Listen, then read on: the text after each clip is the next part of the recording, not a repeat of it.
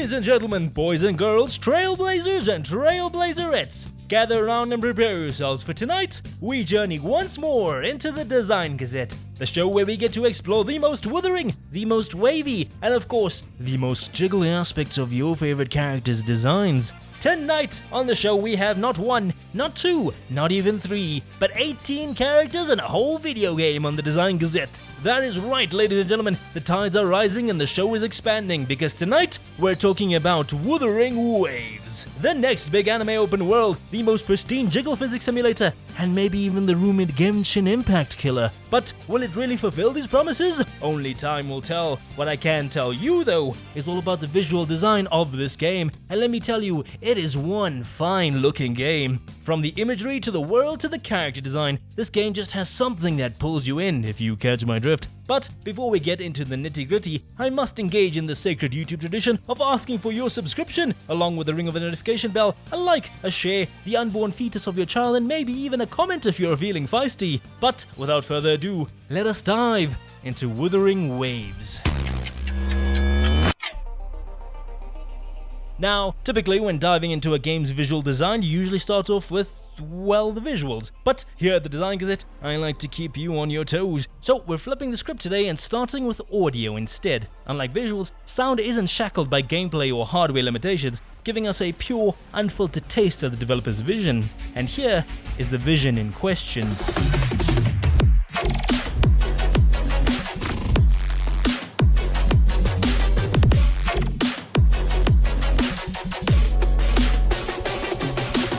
It's dubstep, it's intense, it's a bang-over soundtrack. This is exactly what I expect out of those PGR devs. I'm so pumped to get into this.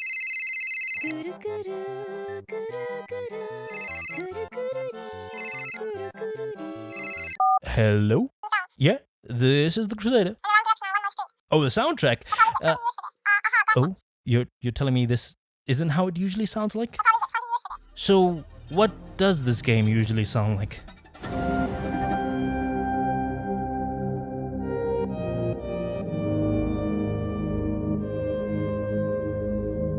It's quite the contrast, isn't it? Many have grumbled that the music here feels rather low energy when compared to games like Punishing Grey Raven or Genshin Impact. But I think there's a method to this musical madness. PGR leans heavily into action while leaving little room for those ambient tracks, while Genshin's world is much more fantastical and cheerful, with instruments that naturally exude energy that stick with you. Wuthering Waves soundtrack, however, takes a very different path. It's slower and much more deliberate. At first glance it might seem homogeneous, but give it a closer listen and you'll discover these beautiful futuristic synths blended with tender instruments, creating a melancholic tone that only makes sense when you look at this world. Wrecked infrastructure, ruined cities, and otherworldly entities now inhabit what once belonged to humanity. Welcome to a post-apocalyptic world where humanity lost the battle. Civilization crumbled, forcing us into these sealed enclosures for survival. So as you explore this world, it only makes sense that melancholic music would underscore your journey, reflecting all that we've lost. Peace, progress, lives, all snatched away by these otherworldly forces. It's only when you directly face these otherworldly adversaries that the music shifts gears. Synths transform into beats, soft strings morph into metal guitars, and the hunter now becomes the hunted.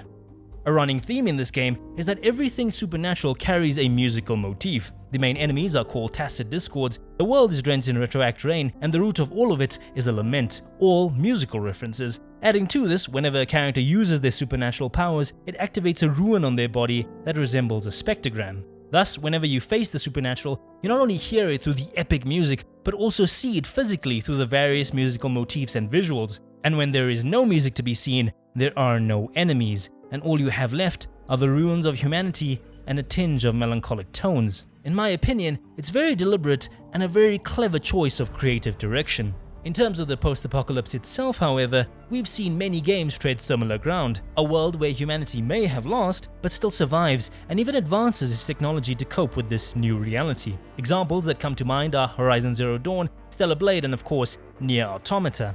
However, the game I specifically want to direct your attention to is a lesser-known title you might have heard of called Death Stranding.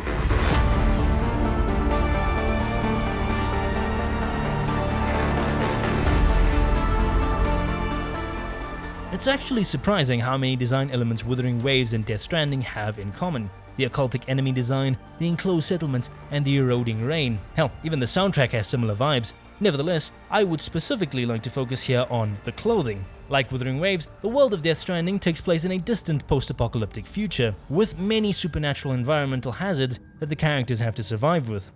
The character designer Yoji Shinkawa knew that the main hero Sam was a delivery man that had to brave the elements and wanted to create outfits that were durable and form-fitting, taking real-world inspiration from brands like Acronym to create a style that was modeled after a fashion called techwear. Techwear is a fashion subgenre that combines futuristic aesthetics with practical functionality. Much like military-grade gear or professional sportswear, techwear utilizes breathable materials, seamless stitching, and advanced technologies to maximize the wearer's mobility. It answers the primary question, how can this clothing make my life more comfortable or efficient? To this end, the style often adopts an ergonomic design to ensure your movements are unrestricted, while also incorporating elements that allow the design to adapt. That's why many of these designs feature pockets, lockers, clasp straps, and other useful accessories that enhance functionality. Additionally, techwear boasts unique design cues such as streamlined seams, geometrical patterns, and monochromatic coloring, giving these clothes a distinctly futuristic and cyberpunk look. This is where we begin to see the foundation of character design in Wuthering Waves. The core outfits of the cast look comfortable and form-fitting, with carbon or matte finishes that emphasize material quality. These base designs are then enhanced with tertiary colors and unique flares specific to each character. It's no mistake that every one of the cast has either black or white as a primary color in their design, as it's built on techwear. The best showcase of all these design elements coming together can be found in the male characters' designs, namely Alto, Gion, and Calcus. Each of these fine gentlemen is clad in sleek black breathable tactical underarmor, along with belts, pockets, and straps. With the techwear foundation established, their personalities then shine through with their outer attire. Alto sports carbon fiber arm braces and biker goggles that accommodate aerodynamics. Slap on the techwear poncho, windswept hair, and goofy smile, and you have a man that's comfortable going at high speeds. Jian's design features cuts on his back and underarm, specifically tailored to allow freedom of movement with his spear, coupled with draconic imagery in the aesthetic of a Chinese Han Fu, and his attire evokes the appearance of a 2099 dragon war god. Finally, we have Sam, who epitomizes this game's version of a barbarian, but instead of a loincloth and bare chest, he's rocking a dozen belts and a skin-tight Metal Gear armor. And while we are here, I would like to take a moment to praise this game's visual fidelity, because even though from a distance these designs look simple, zooming in close reveals a lot of minute details and textures. The only reason the techwear aesthetic can work is because of how you can see all the little seams and even distinguish between different types of materials by how light reflects off them. Take for example Yuan Wu, Mortefi, and Male Rover, whose designs are much less combat focused but more indicative of their personalities. Yuan Wu is a gentlemanly silver fox decked out in the classic 3-piece and top hat. But thanks to techwear, his outfit has been deconstructed, repaneled, and inscribed with geometry, and, might I just say, having an older gentleman with a beard and turtleneck is incredibly refreshing for a gacha game. But if the cool old grandpa vibe isn't your thing, maybe the grumpy, sleep-deprived Mortefi will catch your interest. From his lab coat to his fabulous glasses and the vials on his belt, his design screams scientist. Yet, it's the smaller details that truly reveal his character. His temperament is evident as, unlike Jian or Yuan Wu, he doesn't bother to conceal his dragon scales. Additionally, his relaxed nature is highlighted by his choice of a kimono-style shirt instead of a traditional white collar. This brings us to Male Rover, who exudes smoking sexy style! The sheer simplicity of his design is what makes it so effective. Naturally, starting with a techwear base, he sports a high-neck breathable t-shirt and intricately detailed pants. These are then accented with bits of yellow in his pouch and dog tag, but where it truly comes together is that jacket, because that jacket is sick. As a fan of biker jackets, I can't help but admire how it complements the techwear underneath, while also giving him this unique silhouette, making it easily one of the best designs in the game. Leave it to me. But I've gushed enough about the male characters. It's only fair that the ladies get their moment too. Yang Yang, our guide and first companion in this world, embodies the girl next door vibe. The beret is a nice touch, but where design truly shines is her techwear skirt. Articles intricately weaved together with belts and straps to form a stunning silhouette here. Something also worth mentioning, and common in many of the Jinzhou female designs, is the Chinese-style Chipao collar, which our next character Dunjin also has. In fact, much of her design has Chinese inspirations, from the buns in her hair to the silhouette of her dress to her tassels. Everything has an oriental touch to it. I would tend to describe her overall look as that of a Chinese doll, especially with how her petite figure gets lost in the oversized dress, how her socks fold over her shoes, and how her bows line techwear sleeves. But she's not the only cute redhead in this game, as we also have Chixia, who looks like the only post-apocalyptic character in this post-apocalyptic world. Pew pew pew! She rocks a tomboy look with short hair, shirt tied around her waist, and a sporty techwear look. Plus, the asymmetry in her design and bow in her hair give her this carefree look that perfectly matches her energy and makes her quite distinct from the rest of the female cast. On the other hand, if you want to talk about characters that are less distinct, I would point you to Secretary Sanhua. Okay, I might get some flack for saying this, but I gotta be honest and say she probably has the most forgettable design in Wuthering Waves. Wait. That is actually the point of her design. Sanhua works as a spy whose whole shtick is not to be noticed, hence the all-black minimal outfit. However, despite her occupation, the developers do manage to sneak in some character with a beret, beads, and eye. Not to mention the details on her skirt are second to none, and its silhouette, which makes her look really dynamic during combat. Again, the whole point is to be discreet by hiding her personality. In contrast though, we can look at 3 other characters whose designs are bursting with personality but are almost devoid of the techwear aesthetic that has permeated the game so far. I'm of course talking about Encore, Lingyang, and Verena. Each of these characters draw inspiration from specific cultures like flower girls, lolitas, and Chinese lion dancing. Nevertheless, they do stand out, which can be explained away by the fact that they are all kids and don't regularly venture outside to face the post-apocalyptic world.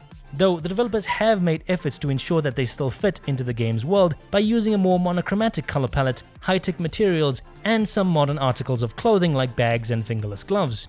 Taking another breather here, I'd also like to comment on this game's implementations of proportions. No, not those proportions, not yet. I'm talking about body proportions. While the faces are definitely anime-esque, the body proportions here are much more realistic and grounded. Heads aren't overly large, hips don't bulge out, and limbs aren't reduced to stick figures. Much like how modern Final Fantasy games created a photorealistic fantasy, Wuthering Waves strikes a balance between anime and realism for the most part. Now, let's talk about those proportions. Daoqi, Inlin, and Baizhe are all stunning ladies with exquisite character designs, but let's not kid ourselves, we know exactly why we are here, gentlemen. Daoqi sports a cutesy white and pink aesthetic dress with kimono-style sleeves that contrast well with her armored shoulders and techwear boots. However, the most memorable aspect of a character is by no doubt the bouncing castles that float near the midsection of her design. Contrary to popular belief though, there is such a thing as too much wobble, and as you mature you begin to realize that true jiggle physics do not defy the laws of gravity. Rather, they gracefully float like a butterfly and sting like a bee. This is where Inlin and Baizhe make their presence known. Inlin dons a black femme fatale Chinese qipao adorned with chains, makeup, and violent red hair to complete their dominatrix look, which only compounds when she has some of the best facial animations in the game. In typical Wuthering Waves fashion, there are also elements of techwear, such as the texture of her clothes and the high-tech strings for her puppet. However, the best elements of a character lie beneath the surface. Her ultimate move aptly showcases her assets while adhering to Crusader's first law of jiggle physics, floating like a butterfly and stinging like a bee. While this is impressive, what I personally find more remarkable are her lower regions, where she shares many similarities with Baizhe. Baizhe is the Cinderella to Inlin's evil queen. Her base design starts off with the familiar qipao, but it branches out with detached lab coat sleeves and high-heeled boots. Her look is further accentuated by a cool color palette, affluent accessories, and subtle makeup, giving her an elegant and wealthy appearance. Her fashion sense alone is impeccable, and when Crusader's first law of jiggle physics kicks in, she becomes worthy of a goddess. However, what truly has me on my knees is her ultimate animation. Dear viewer, there is something I must confess in regards to female Rover. I am a man of the thigh.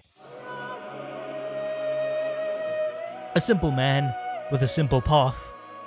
I crave not the plump derriere, nor do I seek the holy jugs.